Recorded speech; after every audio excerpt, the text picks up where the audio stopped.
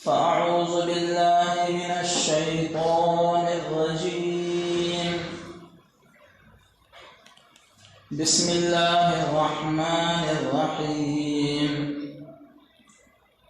والذين لا يشهدون الزور. وقال تعالى: واجتنبوا من الأوثان واجتنبوا قول الزور. محترم حضرات، قرآن شریف کی 2 آیتیں پڑھی گئی ہیں اور دونوں آیتوں میں اللہ تبارک و تعالی نے جھوٹی گواہی کے تعلق سے بیان فرمایا.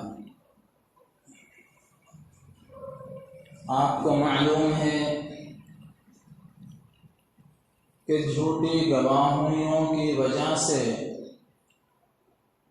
کتنے مقدمات ہو رہے ہیں عدالتوں کے اندر، اور جھوٹی بیان بازی کی وجہ سے جیلیں بھری پڑی ہیں.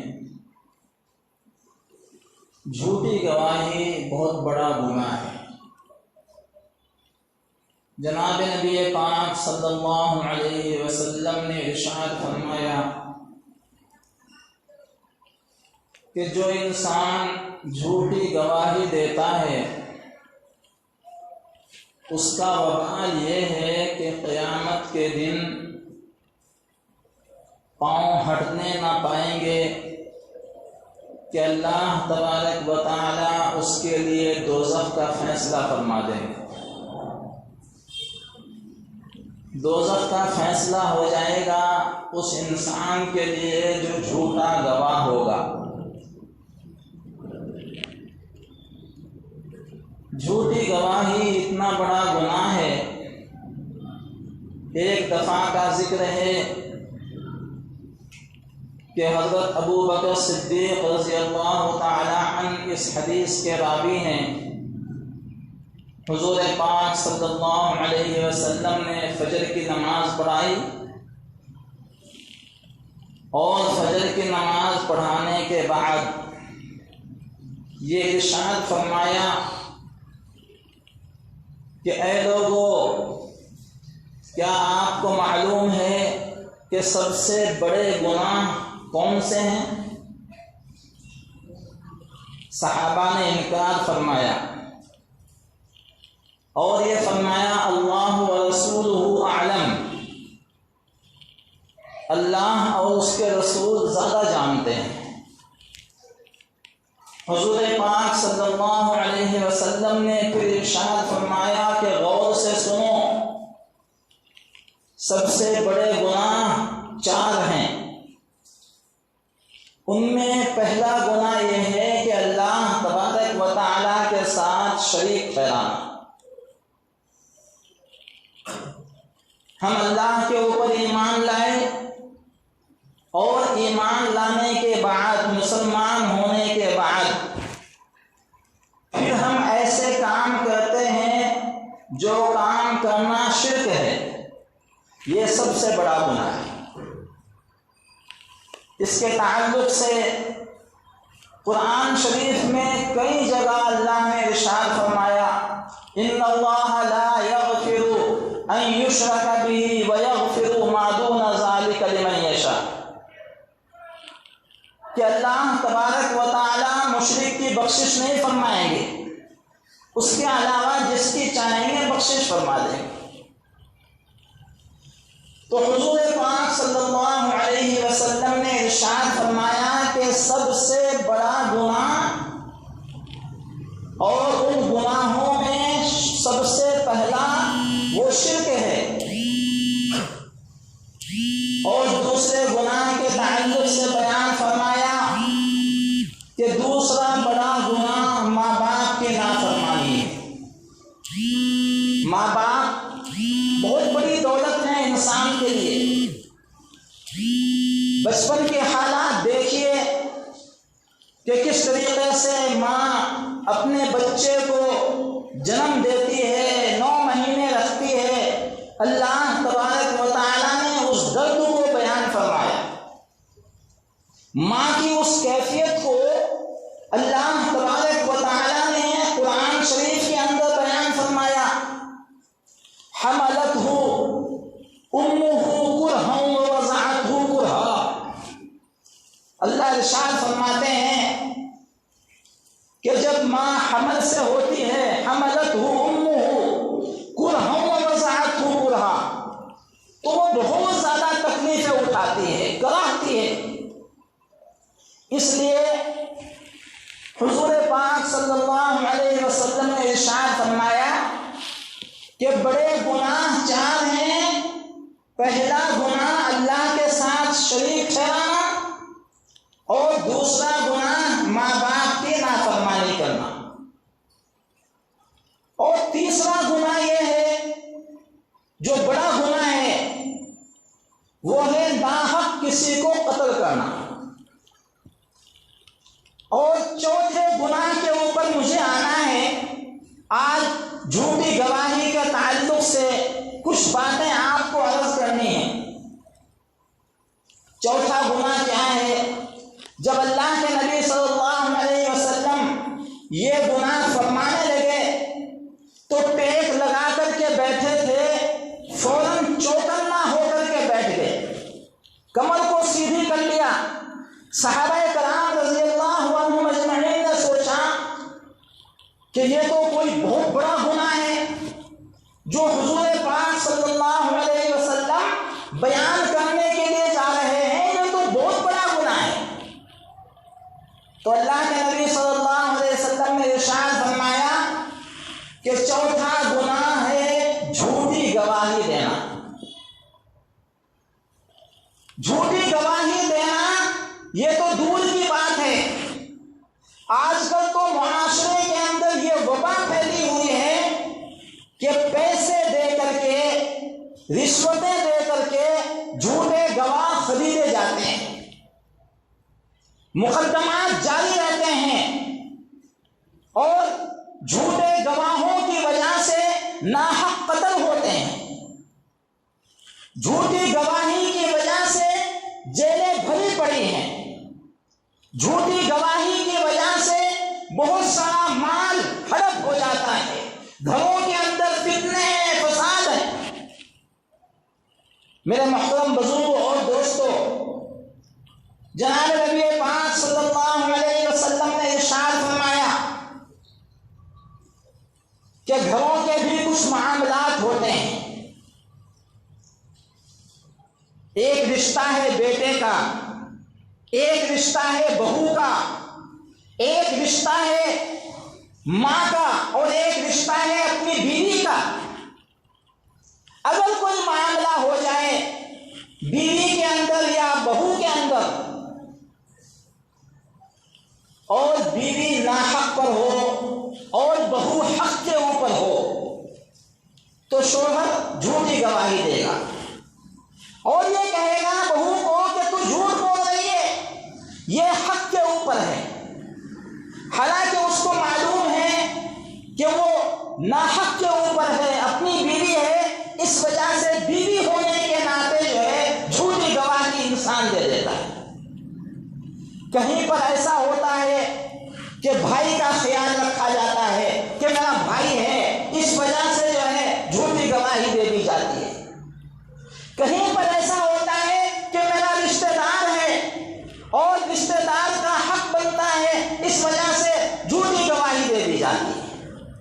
میرے محترم بزرگوں اور دوستوں، یہ جھوٹی گواہی دینا یہ فتنے کا سبب ہے اور بہت بڑا گناہ ہے، گناہ کبیرہ ہے۔ آپ کو معلوم ہونا چاہیے جناب نبی پاک صلی اللہ علیہ وسلم کے زمانے میں ایسے بہت سارے واقعات پیش آئے۔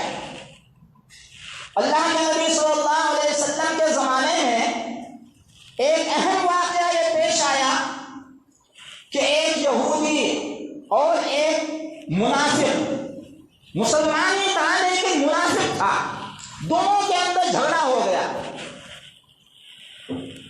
اور دونوں گئے جناب نبی پاک صلی اللہ علیہ وسلم کے پاس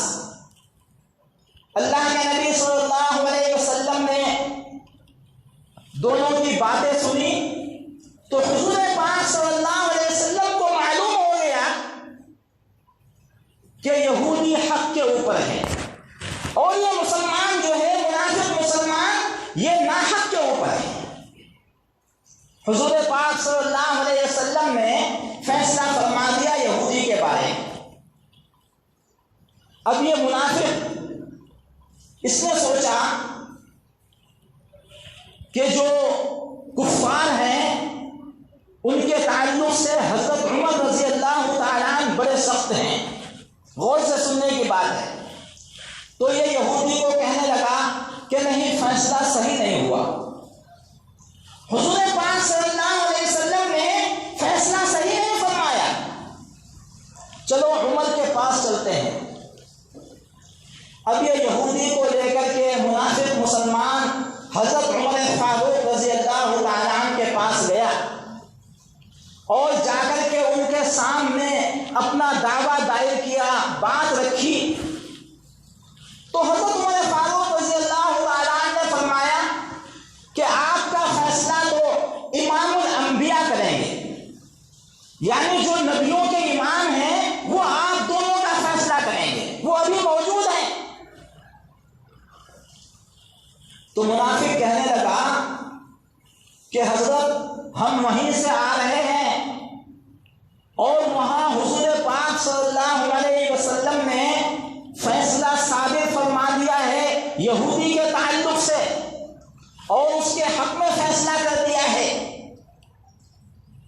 اب حضرت عمر فاروق رضی اللہ تعالیٰ عنہ لال پیلے ہو گئے، غصے سے ان کا چہرہ بالکل لال ہو گیا اور ہاتھ ان کے کانپنے لگے کہ یہ کیسا منافق ہے، امام الانبیاء کے پاس سے آ رہا ہے اور ان کا فیصلہ اس کو منظور نہیں ہے، انہوں نے جو فیصلہ کیا ہے اس فیصلے کے اوپر یہ راضی نہیں ہے کہ اچھا میں ابھی آتا ہوں، میں تمہارے درمیان فیصلہ کرتا ہوں۔ آپ جناب نبی پاک صلی اللہ علیہ وسلم کے پاس سے آ گئے، انہوں نے فیصلہ فرما دیا، آپ کو وہ فیصلہ پسند نہیں آیا تو عمر فاروق رضی اللہ تعالیٰ عنہ اندر گئے اور تلوار لے کر کے آئے، دیری نہیں کی، فوراً جو ہے منافق کا سر اڑا دیا اور یہ فرمایا کہ جو انسان امام الانبیاء کے فیصلے کے اوپر راضی نہیں ہے، حضور پاک صلی اللہ علیہ وسلم نے جن دو شخصوں کے اندر فیصلہ فرما دیا ہے، جو اس کے اوپر راضی نہیں ہے اس کا فیصلہ جو ہے میری تلوار ہی کر سکتی ہے۔ تو یہاں پر غور کرنے کی بات یہ ہے کہ حق کے اوپر یہودی تھا اور ناحق کے اوپر منافق مسلمان تھا، لیکن حضور پاک صلی اللہ علیہ وسلم نے جو انسان حق کے اوپر ہوتا ہے، چاہے وہ غیر مسلم ہی کیوں نہ ہو، چاہے وہ ہمارا دشمن ہی کیوں نہ ہو، وہی گواہی ہمیں دینی ہے۔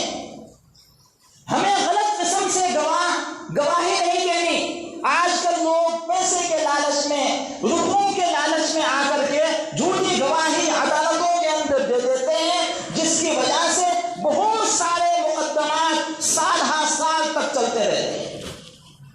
اللہ نے فرمایا کہ میرے خاص بندے وہ ہیں لا یشہدون الزور، کہ وہ جھوٹی گواہی نہیں دیتے، وہ تو سچی گواہی دیتے ہیں اور سچی گواہی دینے کے اندر فیصلہ جو ہے بالکل صاف صاف ہوتا ہے۔ ایک دفعہ کا ذکر ہے کہ حضور پاک صلی اللہ علیہ وسلم کے زمانے میں ایک عورت تھی فاطمہ، اور اس نے چوری کر لی۔ چنانچہ فیصلہ کیا ہے چوری کا؟ عرب ممالک کے اندر اور اسلامی ممالک کے اندر قرآن فیصلے چلتے ہیں۔ قرآن شریف میں آیت موجود ہے وَالسَّارِقُ وَالسَّارِقَةُ فَاقْطَعُوا أَيْدِيَهُمَا جَزَاءً بِمَا كَسَبَا نَكَالًا مِنَ اللَّهِ،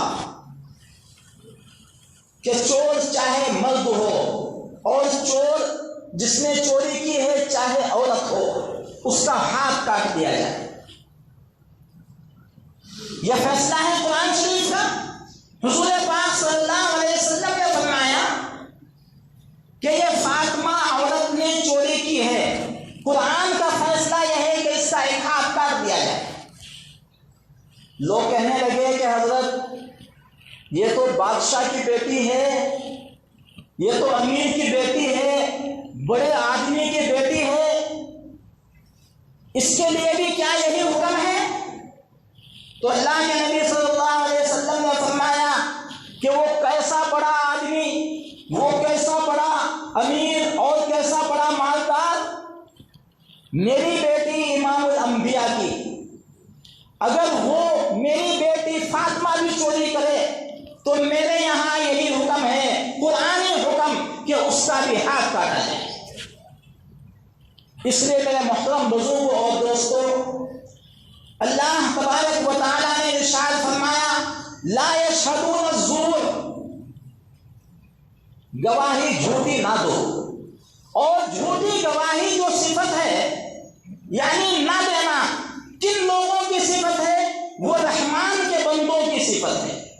اللہ تبارک و تعالیٰ نے قرآن شریف کے 19ویں پارے کے اندر وعباد الرحمن الذین یمشون علی الارض ہونا، یہ صفات بیان فرمائی کہ رحمان کے بندے وہ ہیں کہ جو جھوٹی گواہی نہیں دیتے۔ اور ایک جگہ ارشاد فرمایا جناب نبی پاک صلی اللہ علیہ وسلم نے، اور قرآن شریف کے اندر بھی آیت موجود ہے وَاجْتَنِبُوا قَوْلَ الزُّورِ اور وَاجْتَنِبُوا مِنَ الْأَوْثَانِ، کہ بچو تم بتوں کی بدبو سے، وَاجْتَنِبُوا مِنَ الْأَوْثَانِ، بتوں کی بدبو سے اور بتوں کی برائیوں سے بچو، وَاجْتَنِبُوا قَوْلَ الزُّورِ اور جھوٹی گواہی سے بچو۔ میرے محترم بزرگوں اور دوستوں، سچی گواہی دو، جو واقعہ بالکل سچ ہے، تم نے دیکھا ہے اور تمہیں معلوم ہے، اس کے بارے میں فیصلہ کرو، سچی گواہی دو۔ پیسے کا لالچ یا اسی طریقے سے روپوں کا لالچ، دولت کا لالچ انسان کے اندر اور خاندان کو اندر جو ہے بگاڑ پیدا کر دیتا ہے۔ حق جو بات ہے اس کو کہو، نہ حق جو بات ہے اس کو مت کہو۔ آپ کو معلوم ہونا چاہیے کہ حضرت یوسف علیہ السلام کے بھائی کے اوپر ایک الزام لگا، اور الزام کیا تھا؟ حضرت یوسف علیہ السلام کو بھائیوں نے کنویں کے اندر دھکیل دیا، اور کنویں کے اندر دھکیلنے کے بعد بہت بڑا واقعہ ہے، میں مختصر آپ کو بتاؤں گا۔ حضرت یوسف علیہ السلام بہت بڑے نبی، ان کا ذکر قرآن شریف کے اندر موجود ہے، اور کئی جگہ اللہ تبارک و تعالیٰ نے قرآن شریف کے اندر ان کا ذکر فرمایا۔ اور سب سے بڑی بات یہ ہے کہ قرآن شریف میں مکمل ایک سورت سورہ یوسف کے نام سے مذکور ہے۔ تو ان کا واقعہ کتنا پسند آیا اللہ تبارک و تعالیٰ کو۔ ان کو خواب آیا کہ سورج اور چاند مجھے سجدہ کر رہے ہیں۔ باپ کے سامنے وہ خواب انہوں نے ظاہر کیا۔ باپ نے کہا کہ بیٹا یہ خواب اپنے بھائیوں کے سامنے ظاہر نہ کرنا، وہ بھائی دشمن ہو جائیں گے، حسد کے اندر مر جائیں گے، اس وجہ سے ان کے سامنے ظاہر نہ کرنا۔ لیکن حضرت یوسف علیہ السلام سے ظاہر ہو گیا، بھائیوں کو معلوم ہو گیا، اور بھائیوں نے اپنے باپ کو دھوکہ دے کر کے حضرت یعقوب علیہ السلام کو یہ کہہ کر کے کہ اپنے بھائی کو ہم یوسف کو باہر لے جا رہے ہیں پکنک کے لیے، اور ان کو فرحت کے لیے، ان کو گھمانے کے لیے لے جا رہے ہیں۔ تو حضرت یعقوب علیہ السلام نے اس وقت بھی فرمایا کہ دیکھو بیٹا، اپنے بھائی کی حفاظت رکھنا، یہ یوسف علیہ السلام ہیں، ان کی حفاظت رکھنا۔ لیکن بھائی لے گئے، اور لے جانے کے بعد ان کو کنویں کے اندر ڈال دیا۔ کنویں کے اندر سے وہ نکل گئے، الحمدللہ۔ وہ بھی لمبا چوڑا بہت بڑا واقعہ قرآن شریف کے اندر بیان فرمایا۔ لیکن ایک وقت ایسا آیا کہ حضرت یوسف علیہ السلام بادشاہ مصر بن گئے۔ اللہ تبارک و تعالیٰ نے مصر کا بادشاہ ان کو بنا دیا، اور قوم کے اوپر قحط سالی آ گئی۔ قوم کے اوپر جو قحط سالی آئی تو سارے کے سارے لوگ غلہ لینے کے لیے بادشاہ مصر حضرت یوسف کے پاس پہنچے، اور حضرت یوسف علیہ السلام سب کو غلہ دے رہے ہیں، سب کو غلہ دے رہے ہیں۔ لیکن ایک بھائی جن کا نام بنیامین تھا، ان کو حضرت یوسف علیہ السلام اپنے پاس رکھنا چاہتے تھے۔ اس وجہ سے جب وہ غلہ لینے کے لیے آئے تو ان کا کٹورا جو ہے حضرت یوسف علیہ السلام نے یا اس طریقے سے دوسرے بھائی نے لوگوں دیا اور گم کر دیا۔ حالانکہ ماجرا یہ تھا کہ حضرت یوسف علیہ السلام اپنے بھائی کو اپنے پاس روکنا چاہتے تھے، اور یہ بھائی جو ہے حقیقت کے اندر حضرت یوسف علیہ السلام کا ہمدرد تھا۔ تو یہ لوگ گئے اپنے باپ کے پاس غلہ لے کر کے، اور حضرت یوسف علیہ السلام نے ان کو غلہ دیا۔ ان کے بھائیوں کو معلوم نہیں ہے کہ یہ ہمارا بھائی ہے جو بادشاہ مصر بن گیا ہے، لیکن جو بنیامین تھا ان کا بھائی، اس کے کٹورے کو حضرت یوسف علیہ السلام نے ہڑپ کر لیا، یا اسی طریقے سے اس کو گم کر دیا، اور اس کے اندر ماجرا یہ تھا حضرت یوسف علیہ السلام اپنے بھائی بنیامین کو اپنے ساتھ رکھنا چاہتے تھے کیونکہ وہ ہمدرد تھا۔ لیکن مجھے یہ بتانا ہے کہ سارے کے سارے بھائیوں نے حضرت یوسف علیہ السلام کے سارے بھائی جو تھے جنہوں نے حضرت یوسف کو دھوکہ دیا اور کنویں کے اندر ڈلوایا، انہوں نے بھی سچی گواہی دی جا کر کے۔ یعنی اس وقت کے جو لوگ دھوکے باز تھے وہ بھی گواہی کے اندر سچے ہوتے تھے، جو واقعہ مذکور ہوتا تھا اسی کو بیان کرتے تھے۔ یعقوب نے جب پوچھا کہ بنیامین کہاں ہے، بھائیوں سے پوچھا کہ بنیامین کہاں ہے، تو بھائیوں نے کہا کہ بادشاہ مصر نے ان کو ایک جرم کی وجہ سے اپنے پاس رکھ لیا۔ تو کہنے کا مطلب یہ ہے کہ وہ نبی کی اولاد تھی، وہ دوسرے تعلق سے ان کے اندر گناہ مذکور تھے، لیکن جب گواہی کی باری آتی تھی تو بالکل سچ سچ بتا دیتے۔ حضرت یعقوب علیہ السلام کے بھائیوں نے اور ان کے بیٹوں نے سچ سچ بتا دیا کہ بادشاہ مصر نے ان کو اپنے پاس رکھ لیا ہے، اس وجہ سے کہ اس نے جو ہے چوری کی تھی، کٹورا چرایا تھا اور وہ پکڑا گیا ہے، بادشاہ مصر نے اس کو اپنے پاس رکھ لیا۔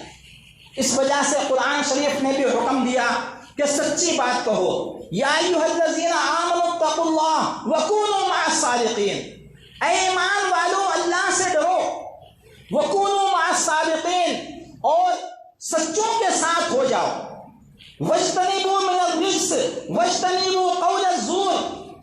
اللہ نے ارشاد فرمایا کہ جھوٹی گواہی مت دو، اور قرآن شریف کی جو آیت میں نے آپ کے سامنے بیان کی، لا یشہدون الزور، اللہ تبارک و تعالیٰ ارشاد فرماتے ہیں کہ رحمان کے خاص بندے وہ ہیں جو جھوٹی گواہی نہیں دیتے۔ بہت بڑی بڑی برائیاں ہیں جھوٹی گواہی کے۔ وہ برائیاں کیا ہیں؟ حضور پاک صلی اللہ علیہ وسلم نے ارشاد فرمایا کہ سب سے پہلی بات تو یہ ہے کہ جو جھوٹے گواہ ہوتے ہیں چہرے کا نور ان کا ختم ہو جاتا ہے اور ان کا دل بالکل سیاہ ہو جاتا ہے۔ یہی وجہ ہے کہ کتنے وکلا ہیں روزانہ جھوٹی گواہی دیتے رہتے ہیں، ظاہر میں بھی کالے کوٹ پہنے رہتے ہیں اور ان کے دل بھی سیاہ ہوتے ہیں، چہرے کے نور بھی ان کے ختم ہو جاتے ہیں، اور ان کی وجہ سے جھوٹی گواہیاں دے دے کر کے جو ہے کتنے فیصلے عدالتوں کے اندر زیر التوا رہتے ہیں اور پڑے رہتے ہیں، فیصلے نہیں ہو پاتے۔ اس وجہ سے معاشرے کے اندر آج یہ بھی ایک بہت بڑی برائی پھیلی ہوئی ہے کہ انسان اس کو گناہ نہیں سمجھتا، گناہ سمجھتا ہے وہ نماز چھوڑنے کو گناہ سمجھے گا یا شراب پینے کو گناہ سمجھے گا، لیکن جھوٹ بولنے کو اس کو چالاکی سمجھتا ہے۔ جھوٹ بولتا ہے انسان اور یہ کہتا ہے کہ میں جھوٹ بولا ہوں، اس وجہ سے یہ میری ایک سیاست ہے۔ تو جھوٹ بولنے کا نام سیاست تھوڑا ہی ہے۔ جناب نبی پاک صلی اللہ علیہ وسلم وسلم بھی بہت بڑے سیاسی اور بہت بڑے مدبر انسان تھے، لیکن زندگی میں کبھی بھی انہوں نے جھوٹ نہیں بولا، اور کبھی بھی جو ہے نہیں فرمایا کہ جھوٹ بولنا سیاست ہے۔ سیاست بھی تو پاک ہونی چاہیے۔ دوسروں کو نقصان پہنچانے کے لیے انسان جھوٹی گواہی دے رہا ہے، یہ تو بہت بڑا گناہ ہے۔ جناب نبی پاک صلی اللہ علیہ وسلم نے بڑے گناہوں کی جو 4 فہرست گنوائی ہے کہ اللہ کے ساتھ شریک ٹھہرانا، اور ماں باپ کی نافرمانی کرنا، اور ناحق کسی کو قتل کرنا، اور جھوٹی گواہی دینا، یہ بڑے گناہ ہیں۔ ان کو اکبر الکبائر یعنی بڑے گناہوں سے بھی بڑے گناہ اللہ کے نبی صلی اللہ علیہ وسلم نے بیان فرمایا۔